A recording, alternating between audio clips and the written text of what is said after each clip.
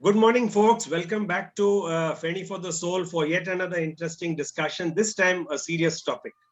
The MiG-21 Bison fighter jet has undoubtedly been the backbone of the Indian Air Force for decades now, But sadly, over the last 50 years, we have had an astounding 400 crashes of the MiG-21s and killing no less than 200 young fighter pilots, And this is a terrible tragedy, to say the least, It's extremely painful statistics. So this year alone, 2021, we have had 3 MiG-21 Bison crashes in the country. And the latest was May the 20th in Moga in Punjab. And we have lost 2 brilliant fighter pilots of the Indian Air Force. So this is the situation in our country right now. And that is why I have invited 2 very distinguished gentlemen on the program today. Both of them have a wealth of experience and knowledge to discuss this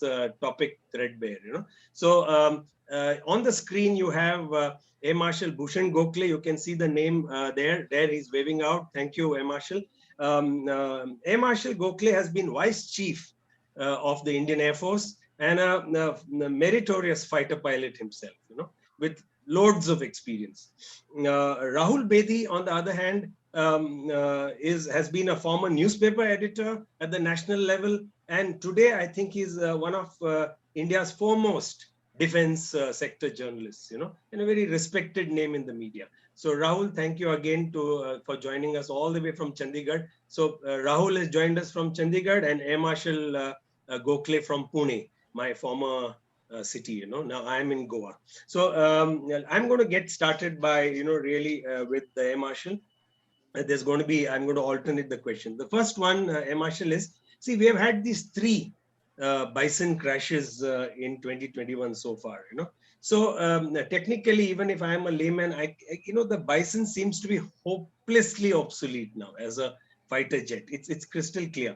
And when we have 2 new squadrons each of the Tejas fighter jets, I think we have about 20 of them or more, and 14 Rafale jets. That's again two squadrons according to the Air Force. So we've got 4 new squadrons of brand new jets. So isn't it time we should just stop flying the MiG-21s to save precious lives?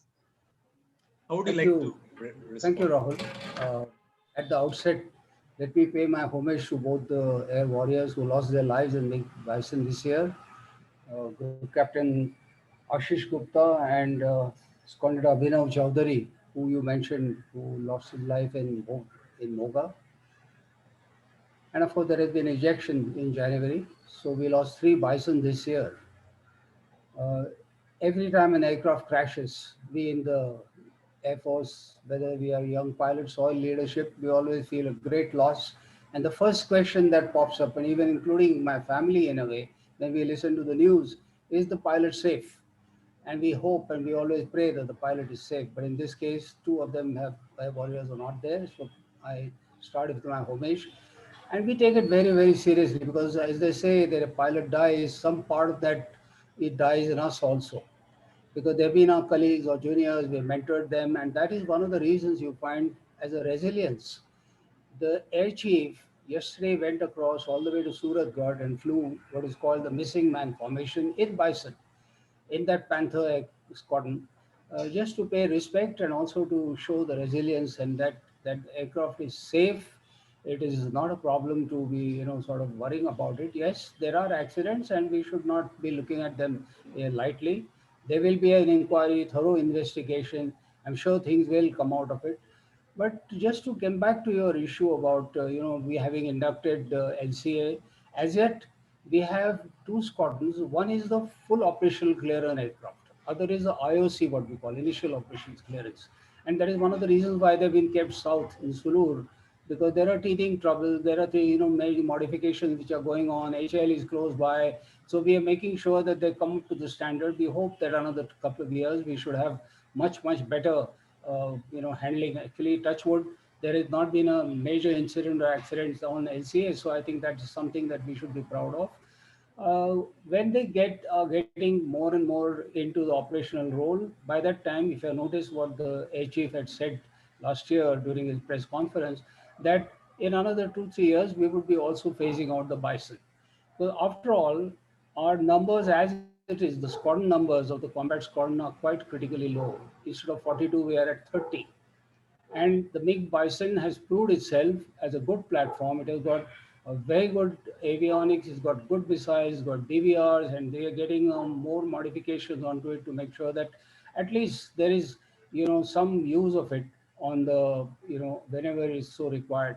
You saw it happening in after the Balakot strike when Abhinandan was there, and including the scrambles that took place. So for ORP duties and for various things, you will find that MiG Bison still has a lot of role. Of course, squadrons have come down. We are already down to 3 squadrons, and as the chief has said, that over a period they will get, phased out. Marshal, from your answer, what you're trying to say clearly is that um, because the Tejas and the Rafale squadrons are um, not numerous in number, and we are sitting at 30 instead of 42, we have to retain the MiG Bisons for some more time. Is that what you're trying to say? Yeah, just a I mean, we couple are of more forced years. to we are forced to retain them. You're right in a way. I mean, there is no doubt that this review is carried on, continuously being carried on. And including right in my time, I retired almost 13 years ago. But this review of what combat squadron and what would it be, forecasted dwindling down, has always been carried out. As it is, as you know, Rafale, there is only one squadron. The second squadron is just about starting. The first 4 aircraft have just come. So Rafale, as it is not really into the full game, and as I said, the LC also is going to take some time. Yes, it's a couple of years before we will have much better, inventory. There are some other inventory things which have also started, initiated. We have a RFI for 114 aircraft. We also are talking in terms of LCA Mark II. We're talking about AMCA. So there are a lot of things on the pipeline. But at the moment, to prematurely, because of course, it's very sad that we have had these accidents, that but we can't be just, straight away uh, taking them out of the inventory. Okay, thank you, Marshall. I'll move to Rahul. Rahul, you have been quoted in the media saying that there is no accountability for these deaths, of young fighter pilots. So, don't you think it's criminal to force our young pilots to fly these archaic jets? How would you like to comment on that? Well, I don't know about criminal, but I'll just take you back a little bit, if you'll bear with me. I mean, I think we've lost about roughly about 500 MiGs over the last, ever since they were inducted 1964 onwards. So if you do a rough back of the envelope maths, that's equals about 26 squadrons, which is roughly equal to the entire strength of the Indian Air Force. And the MiG Bison actually is an upgraded aircraft. And in 2013, if I'm not mistaken, there was a wing commander who filed a legal petition in the High Court. I think his name was Wing Commander Kalia. And he said that it's an infringement of human rights to make pilots fly the MiG-21 because it's not a safe environment. And at that time, the Defense Secretary had declared that there was a problem with the engine of the MiG. And I think, I don't know if the Air Marshal will bear me out, but I think a succession of Air Force fighter pilots have not really called the Russians out on the fundamental design of the MiG-21, particularly its landing and takeoff speeds, which is mostly when the crashes do occur. And I think we've had this, there's a lot of culpability as far as the Mikoyan Design Bureau is concerned in designing the MiG-21. But then again, the Bison is an upgraded version which has French, Israeli, British avionics on it. So as far as a criminal culpability is concerned, I think everybody joins the Air Force knowingly. So if you're assigned to a MiG-21, well, you do so in a sense willingly. But I think there is a great need to phase these aircraft out because they've had their day. And according to various defense parliamentary reports, in fact, when the MiG-21 squadrons do retire, there are about 2 or 3 squadrons, the Indian Air Force is going to be down to about 23 or 24 squadrons. And today, in the kind of situation we are in, numbers matter. And with the induction of the Rafale, but unfortunately only 2 squadrons, with the light combat aircraft, again 2 squadrons, with another 83 Mark 1A LCAs on order, I think we are going to be facing a problem because it's all a game of money. And as the Air Marshal said, we are in the game of ordering another 114 aircraft. But there's a question of money. It's not cheap. So the Air Force faces a huge dilemma, and it needs hand holding as far as the government is concerned to keep up its numbers as well as to keep up its operational efficiency. Thank you, Rahul, for that very comprehensive answer. Thank you. Air Marshal, coming back to you, I had a question about the lifespan of the MiG-21. From whatever little research I have done, the lifespan was 30 years, meaning in the mid 90s, they should have been retired. And Russia, from where the jet originates, they phased it out in 1985, just to give a perspective.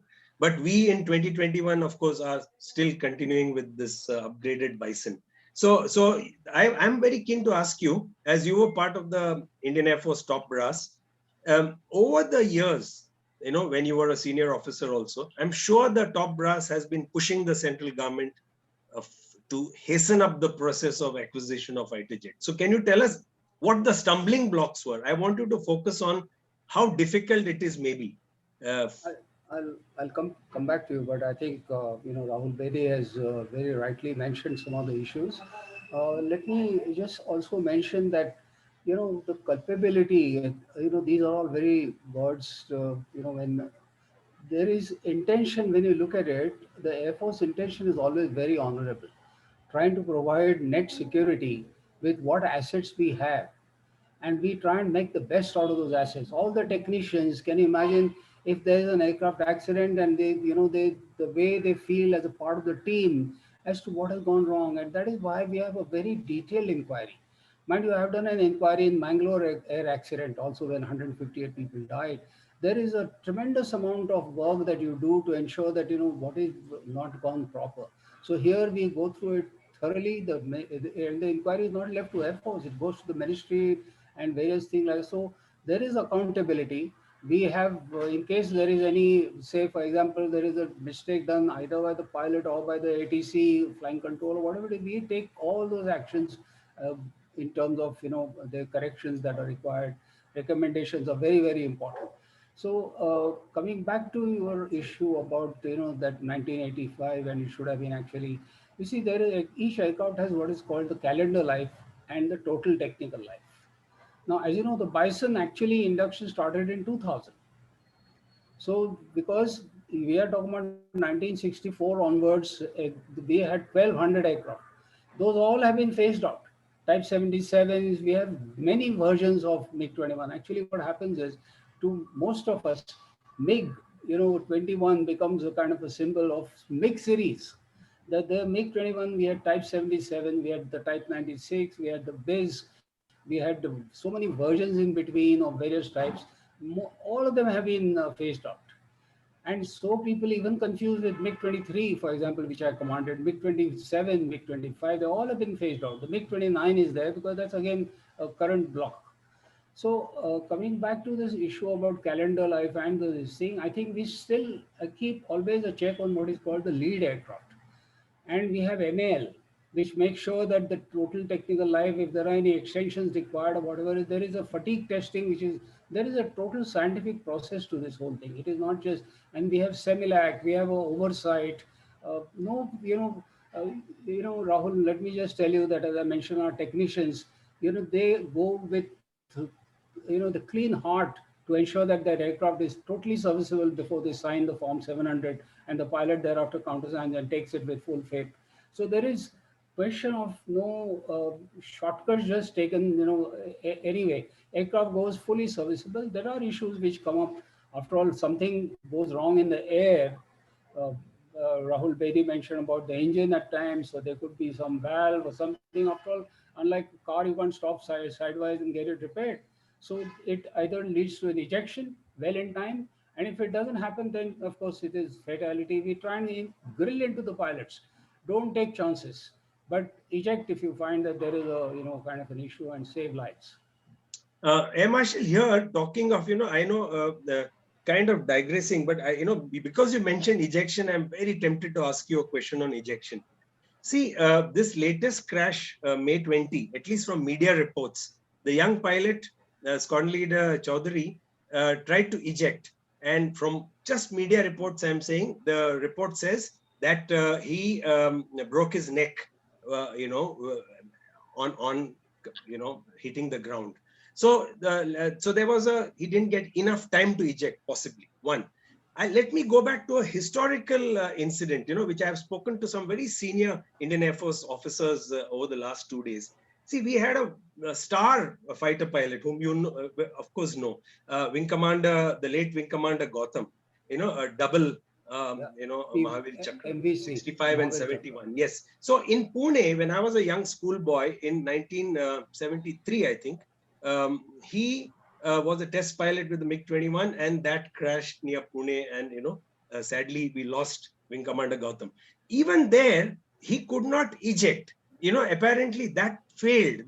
That his from whatever inquiry was made. So it was a failure of the ejection system that killed a fine pilot like Wing Commander Gautam, is what my senior officer friends have told me. So how would you react to these elementary problems that the MiGs have? No, I don't. I mean, I do remember about Pete Gautam's fatal accident, but I don't remember the details now. But let me tell you that each ejection seat is different. Each ejection seat has a certain amount of minima. If you are in a descent, we have to calculate as to how fast you should go, because you see there is a kind of force which is at a triangle which goes on, and it must allow a certain height before which the seat separates and the parachute opens. There is a rope parachute, the parachute, and thereafter pilot is ejected properly. There can be multiple injuries on the back. There are people who have ejected 3 times and alive. We have in Pune, Dilip Parulkar, for example, who was also a famous prisoner of war in the 71 war. He is ejected 3 times and quite okay.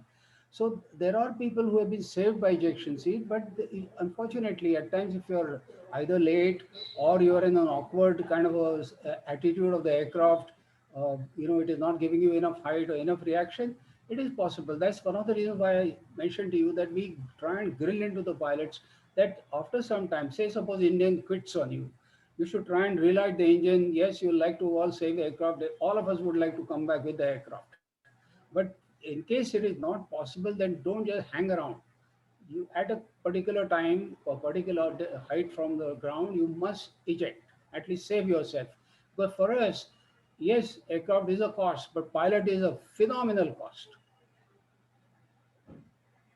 Thank you. Thank you for the explanation. Um,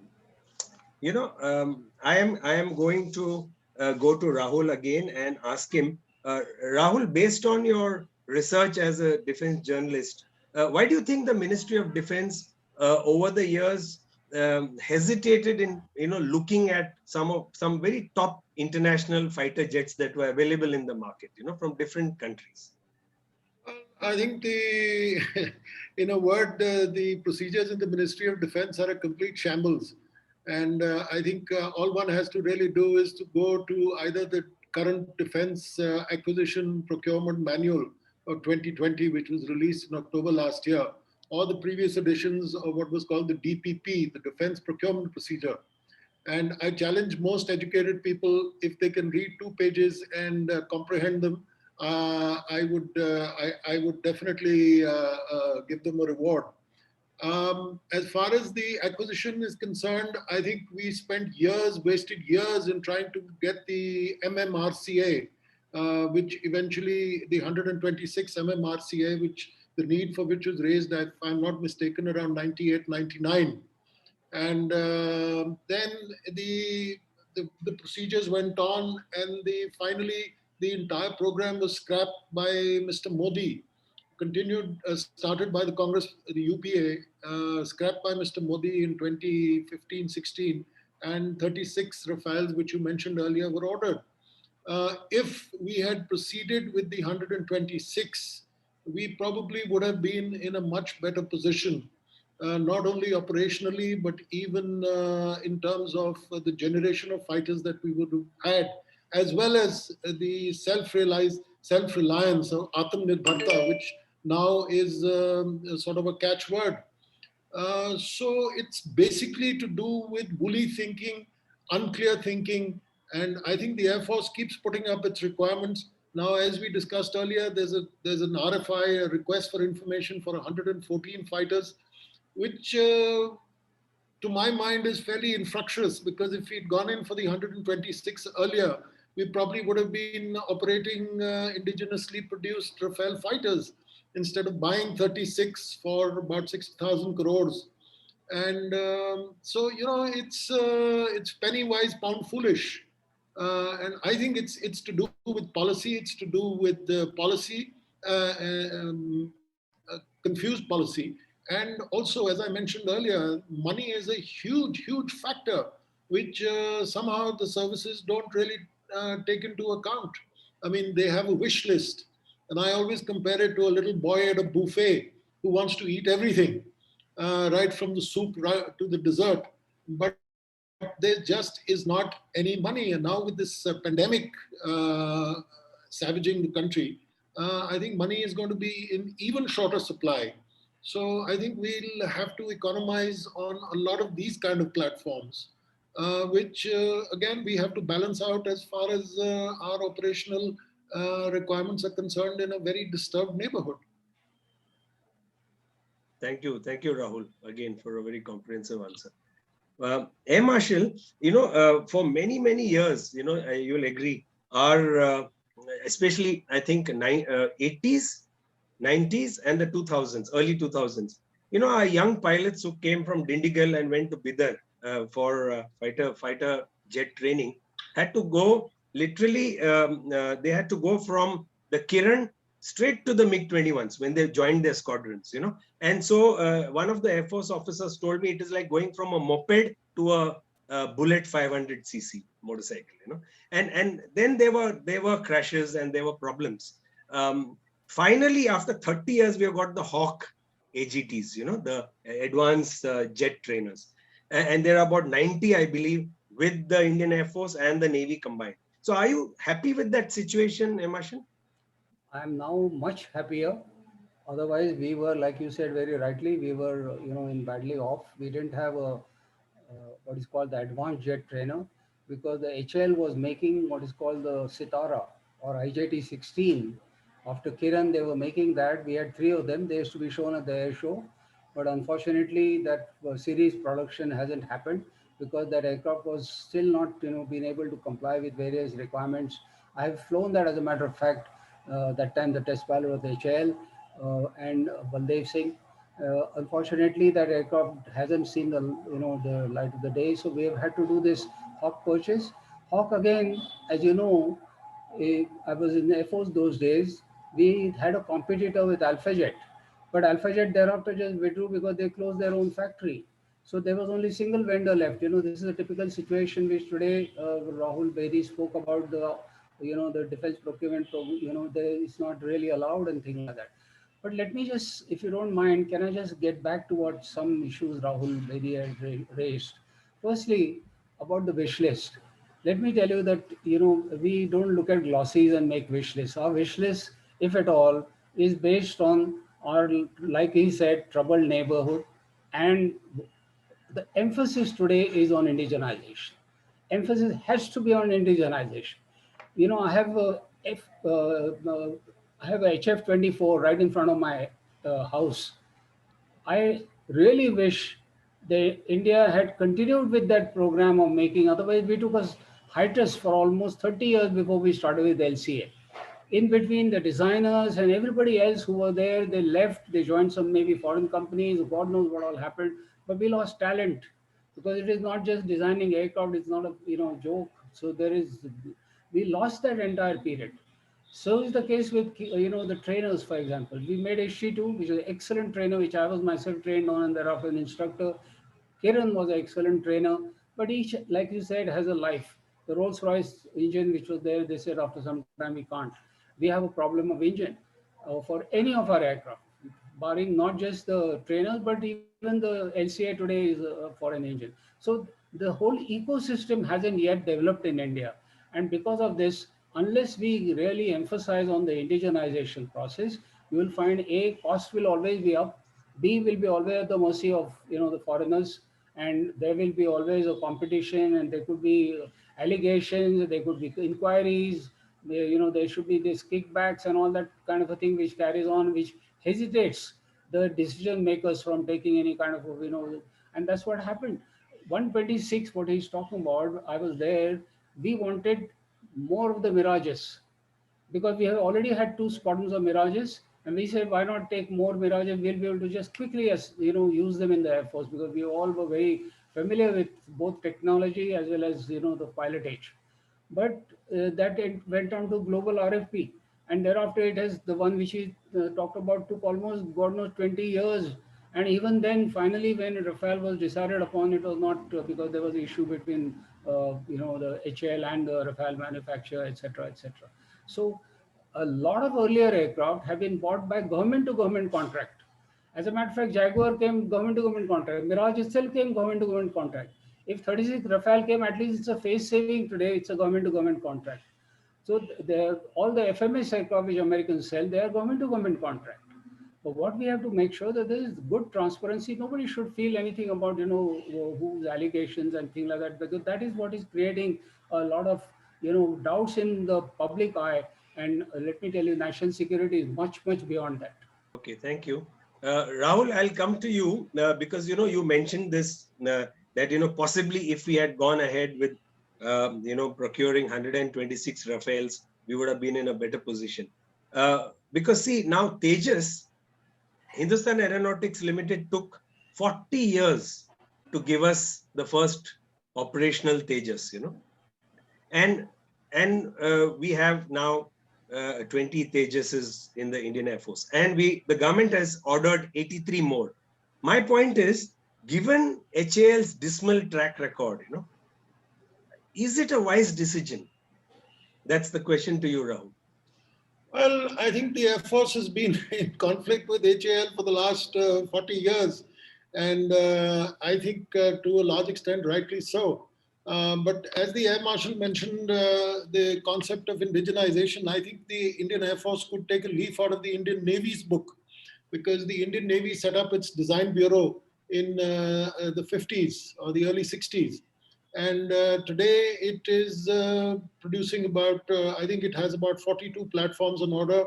I think about 41 of which, or 40 of which are being locally built. And a lot of the systems, the propulsion and the weaponry come from outside, but the rest of it is made locally. So again, as the Air Marshal said, if they had continued with the HF-24, the Marut, we probably would have been in a much happier position as far as the LCA is concerned. Again, I would say that the LCA, roughly about 50% of the LCA is imported. Its weaponry is imported, its engine is imported, a lot of its avionics are imported. I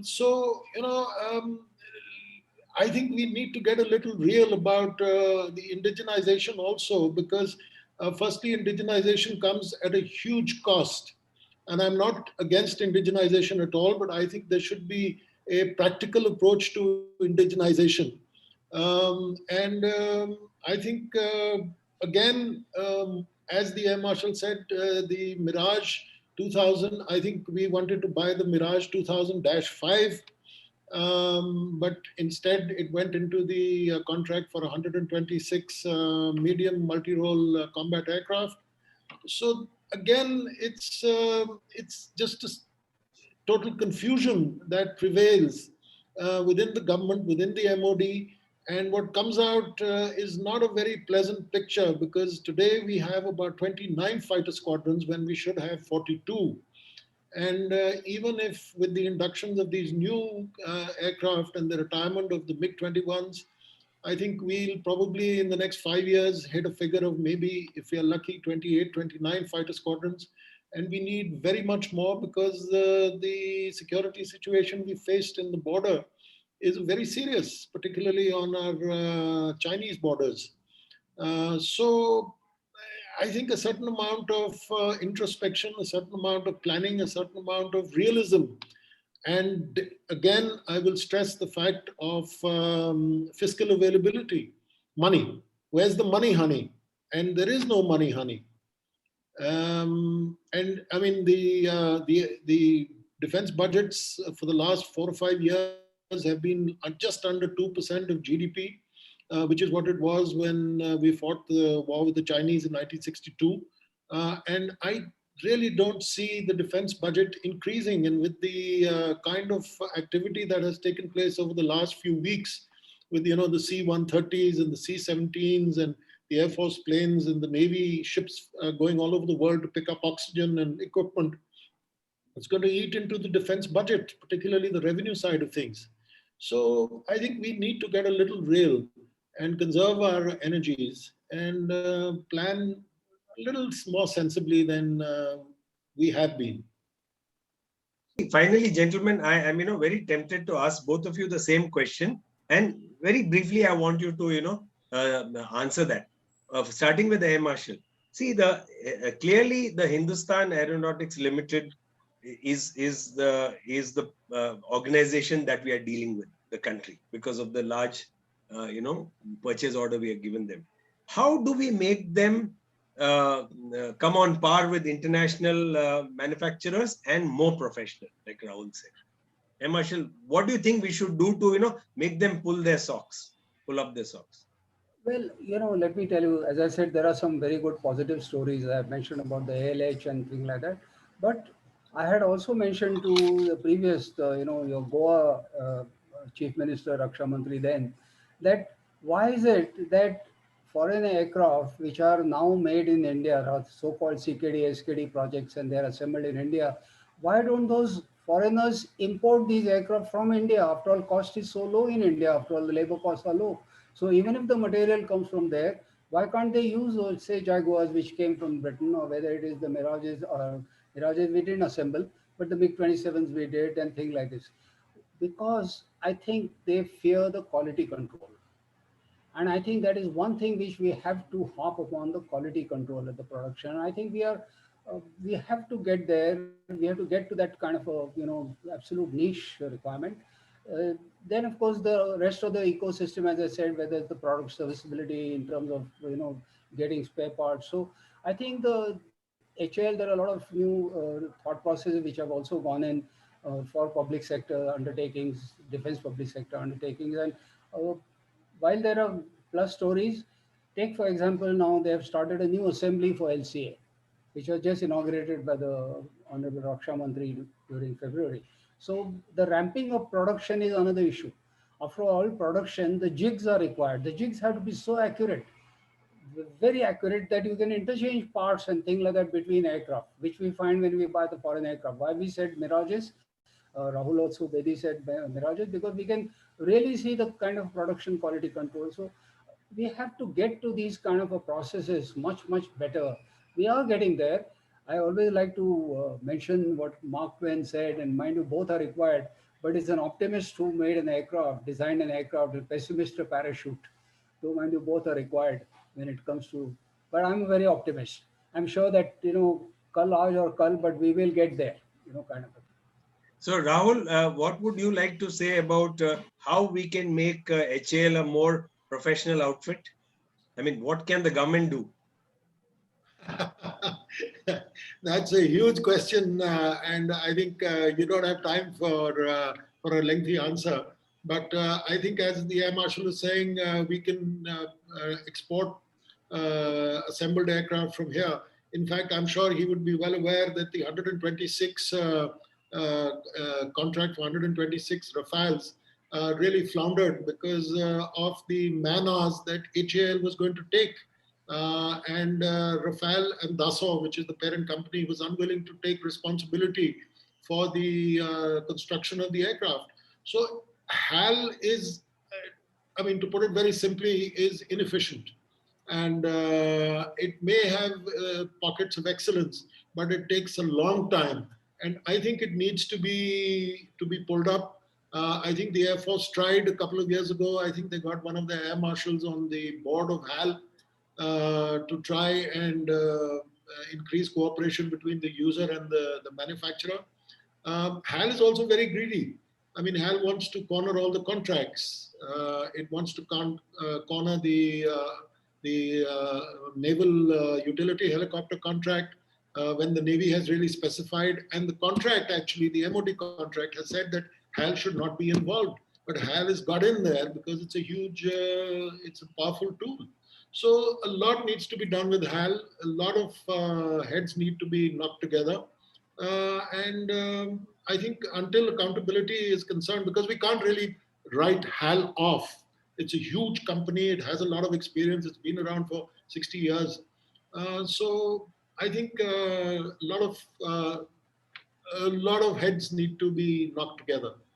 I think semi-privatization is one of the things which can be answer where people in the private industry could be on the board to sort of make sure that there is accountability which increases to an extent because they bring a lot of expertise from. I mean, So they've talked about corporatizing the Ordnance Factory Board. In fact, Nirmala Sitharaman last year talked about it, but I mean, 12 months later, nothing has happened. Absolutely nothing. So I think, I mean, disinvestment in HAL, I think 10% was the disinvestment. Even that has not taken place. And the government is treating HAL like a stepchild. It doesn't even pay its dues. So HAL actually had to borrow money to pay salaries, I think last year or a year before last. So, I mean, this whole business is a complete mess and a shambles. And I think if we are a little real, we should look at it a little more objectively. Okay, okay. So thank you very much, Marshal Gokhale and Rahul Bedi for this wonderful discussion on a very serious topic. Thank you for coming on board of, Feni for the Soul. So let's keep in touch. Thank you.